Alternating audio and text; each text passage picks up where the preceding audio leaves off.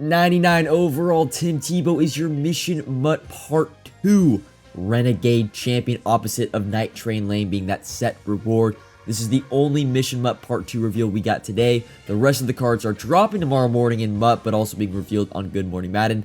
Let me know if you think Tim Tebow is going to be a good card. Here is that content schedule, and yes, Mission Mutt Part 2 will be live tomorrow morning alongside weekly wildcard program, and then the NFL Draft Part 1 will be dropping this Thursday. I'm expecting that to be a multi-part promo. So this Market Monday is going to be a little bit weird because we actually have a lot to talk about. There's a lot of stuff that's going down this week, but unfortunately, we're not doing really anything for at least the first half of this week. Most of the market work and investing we're going to be doing is going to be over the weekend. The big news, the bombshell that we got this past weekend, I unfortunately didn't really have the time to make a video on it. It was the TCP, the Training Collector Pack, and there really wasn't that much to talk about. It's just another form or variation of the TVP, just an improved version, but it's a little bit more expensive. The return rate was pretty much the exact same as a normal TVP, being around the 1.5 to 1.6.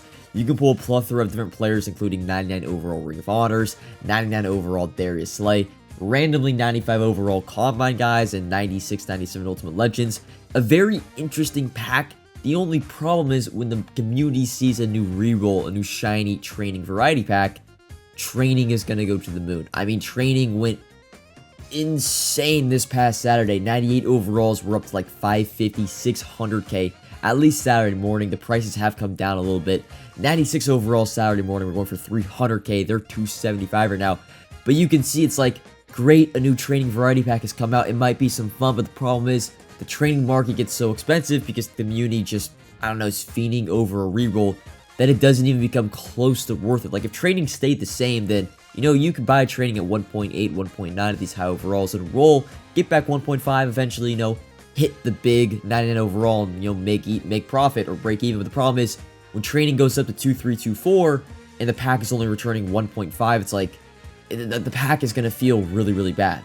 But it is a limited time pack. It expires actually tomorrow morning. Now, I do think the TCP is going to come back at some point, probably when we get golden tickets in a few weeks, but it does expire tomorrow morning. So unfortunately, if you were prepping for the Mission Mutt Part 2 program, like maybe by buying 96s or 98 overalls, I'm going to stay away because the entire trading market should go down to where it was this past Thursday and Friday. And that was, you know, 96 overalls at 200k or 225k and 98 overalls a lot cheaper. So I'm not touching the Part 1 guys to prep for Part 2 just because the TCP is expiring tomorrow morning. And this also leads to the TVP because this also expires on Thursday morning. So it eliminates really any investment we're making during the first half of this week. Last week, weekly wildcard 96 overalls, we were buying at under 205k. And even without the TCP coming into the game, weekly wildcard investments are consistent as ever. Also, I'll get into it, the overall change, but I was completing the 98 overall weekly wildcard set, selling them for 800k, making like 50k a pop after tax on each of my 96s. But unfortunately, this week, we can't really invest in those because the TVP is going away this Thursday. But one investment that's always going to be good no matter going through a training crash or a market change is going to be LTDs, and they've been pretty good recently.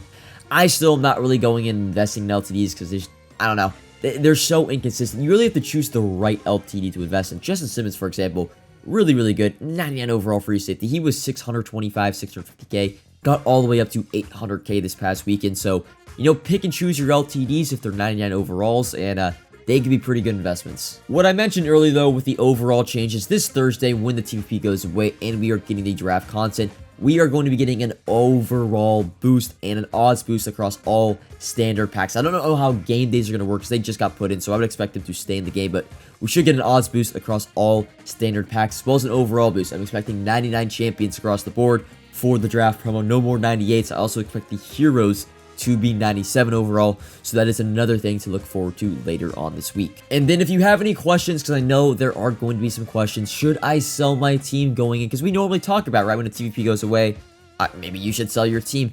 The issue is I feel like we're so late in the year, and a lot of the players, I'm just going to go through and walk through the players I would sell. I'm not going to sell my team this time. It's too late in the year. I want to keep my team for games, but if I were to sell my team, there's not that many players on my team that I would sell because we don't sell LTDs. Right now would be 3 of my offensive linemen. My left tackle, John Madden's a 99 overall. He's already the highest overall best left tackle in the game.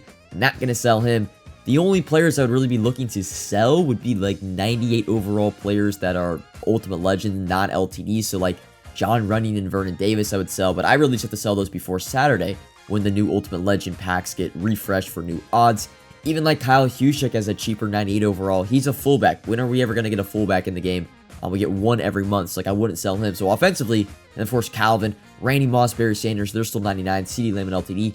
There's really the only two cards I would sell on my offense would be Vernon Davis and John Runyon, but I don't feel like I would have to sell them until Friday. And then going on to my defense, it's more the same thing, man. I just have a bunch of LTDs and 99 overalls at every position.